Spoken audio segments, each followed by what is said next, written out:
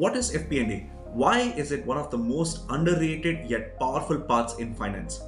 Hi there, my name is Dhaval and I'm a finance career coach and the co-founder of FP&A Professionals Institute.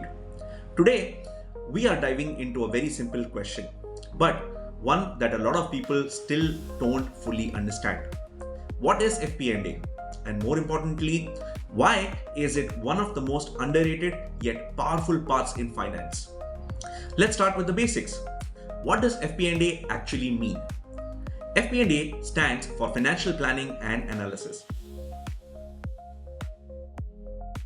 Now, don't let the name fool you. It's not just about budgets and spreadsheets. FP&A teams are responsible for planning the financial future of the company. They help businesses set goals, forecast performance, analyze variances, and most importantly, they help leadership make data-driven decisions. FP&A sits right at the intersection of finance and strategy and business operations. Think of them like the internal GPS of the company. They are constantly asking, are we on track to hit our targets? If not, why? What are the levers we can pull to fix it? So how is FP&A different from accounting? Great question. If accounting tells you what happened in the past, FP&A tells you what might happen in the future. Accountants close the books. FP&A opens conversations. Accountants focus on compliance. FP&A focuses on performance. That's a big mindset shift. And that's why many people coming from audit or traditional finance roles often find FP&A more engaging and strategic. Let me give you an example. Imagine you are in the FP&A team of a fast-growing SaaS company. Your job isn't just to report that revenue grew by 20% last quarter.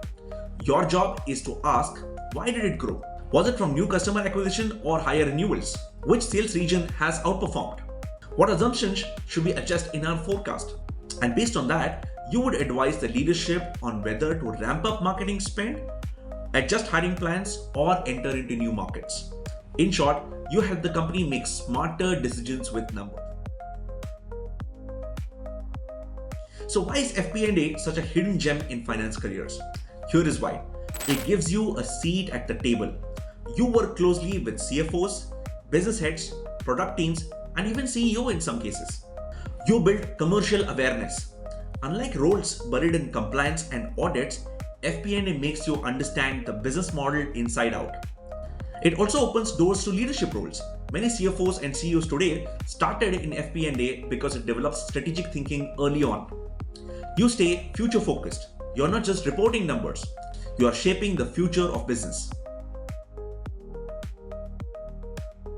But here is the thing, FP&A is changing. The old school image of an analyst buried with Excel sheets is fading. Today, FP&A professionals are expected to be storytellers, data savvy, business partners, and change agents.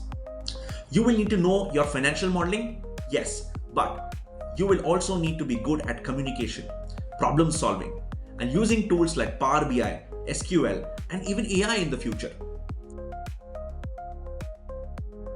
So who is FP&A right for?